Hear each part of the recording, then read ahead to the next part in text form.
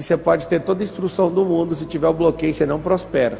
O bloqueio é uma prova de amor.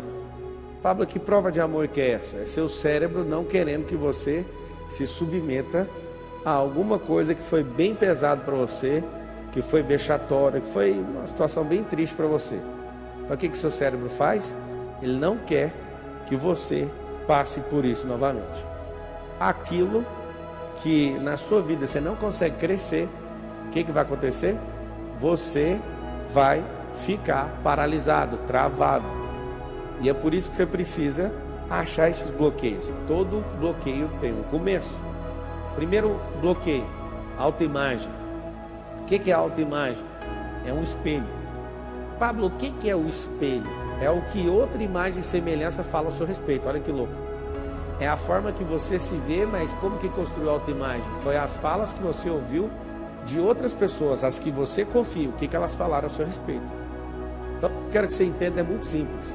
A autoimagem é a forma que eu me vejo, mas ela foi construída pelas pessoas que eu confio. As pessoas que estavam comigo durante o meu crescimento. Se você mudar o jeito que você se vê, vários outros bloqueios vão ficar abalados. O que vai acontecer se você mudar o jeito que você se vê? Vários outros bloqueios vão deixar de existir. Autoimagem, então, é um bloqueio que eu me vejo sempre inferior. Eu vi alguém falando assim, complexo de inferioridade. Esse complexo é um filho da autoimagem. A autoimagem é um bloqueio. Bloqueio de autoimagem. O que é o complexo de inferioridade? Achar que você é menor do que aquilo que Deus chamou você. Segundo bloqueio é a escassez. O efeito da escassez é: se eu trabalho para os outros, dá tudo certo. Só que se eu faço sozinho, vai dar tudo errado. Eu tenho dinheiro, mas morro de medo de acabar com o dinheiro. Estou endividado, eu fico com medo de fazer mais dívida. Estou normal, vou ficar ruim. A escassez é um negócio corrosivo. Pensa num ácido bem corrosivo que as pessoas elas usam, aplicam em algum lugar e começa a corroer completamente. A escassez ela vai te deixar maluco. Por quê? Porque ela nunca te deixa em paz.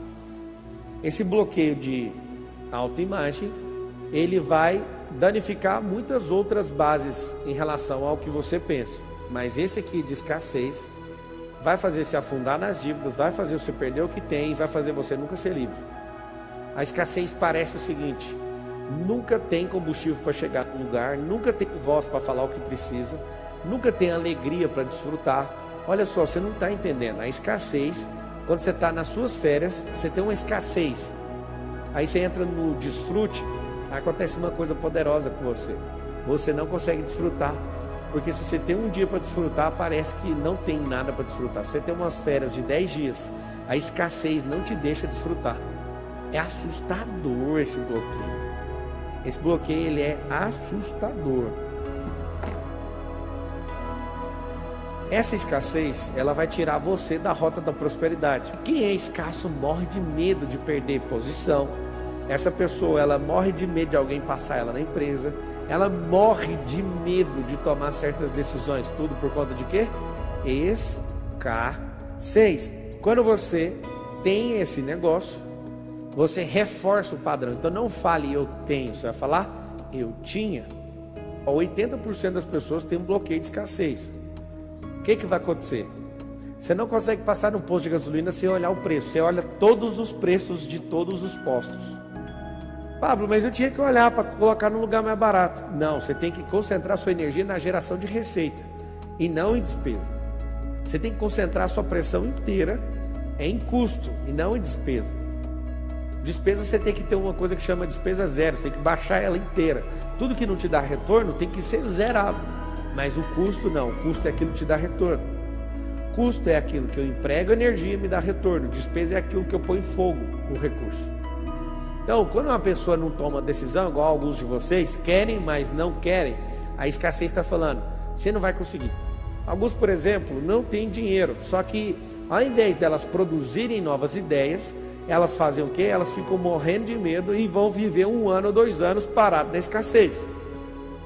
Agora tem uma outra coisa, necessidade de aprovação. Necessidade de aprovação. É um bloqueio que começa geralmente com o pai, com a avó, ou com o professor, ou alguém que tinha autoridade sobre a sua vida quando você era criança. Qual que é a figura da pessoa que aparece quando você quer fazer algo e ninguém deixa? Tem a figura de uma pessoa. Que pessoa é essa? É uma pessoa que é centralizadora. Pablo, é a minha mãe essa pessoa. Você vai ter que romper com ela.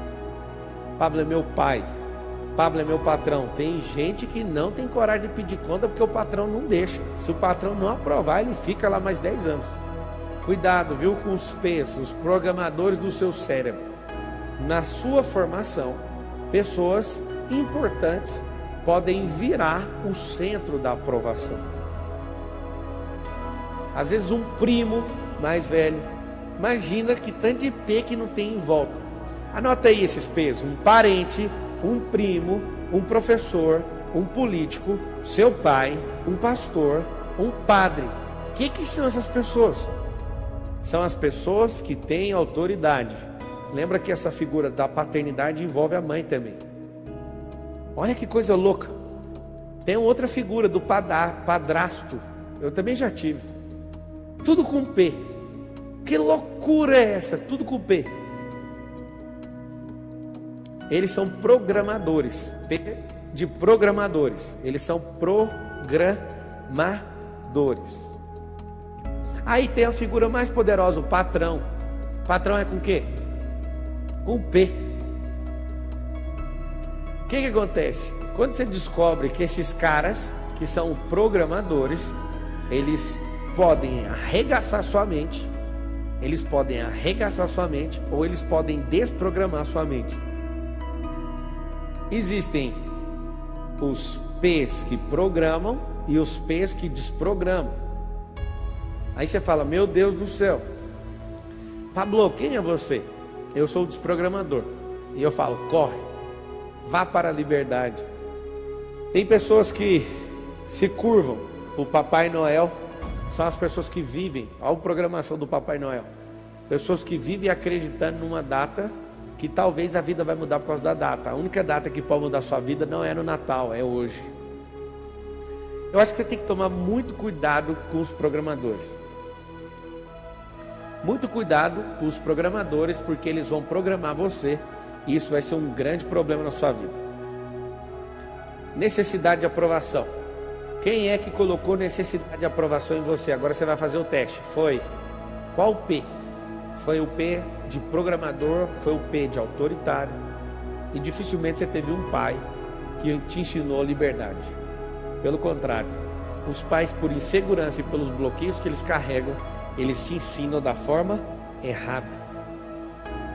Quando você é uma pessoa que foi programada por alguém e você depende da aprovação dela, uma coisa que vocês falaram aí que eu sou um dos P's, você vai ver que eu nunca vou precisar aprovar você, porque eu estou te instruindo na liberdade. A liberdade é cara.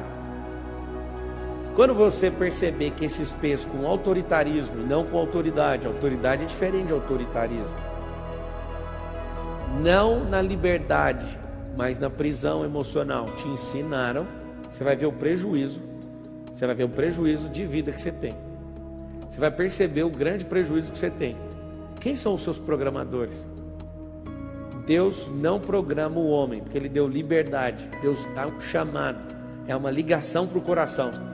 Próximo bloqueio. A aprendizagem é o quê? É quando uma dessas figuras, eles colocaram em você uma incapacidade. O que é problema de aprendizagem? Alguém que te ensinava te expôs ao ridículo. Alguém que te ensinava te expôs à ridicularização. Alunos da sua sala riram de você. Seu professor debochou de você. Se você está com problema de capacidade de aprendizagem, é muito simples. Você não é burro. A aprendizagem é o seguinte: o seu cérebro está pronto para resolver problemas, só que você tem que gostar de problema. O que você foi programado por um dos P's? Você foi programado a não gostar disso. Você foi programado a fugir de problemas. Por que as pessoas matam outras pessoas? Porque elas não gostam de resolver problema. Por que as pessoas ofendem outras pessoas? Porque elas não gostam de resolver problema.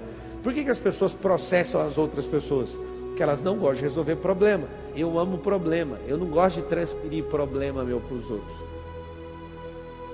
Então eu não preciso ficar indo atrás da pessoa, eu resolvo o problema dentro de mim.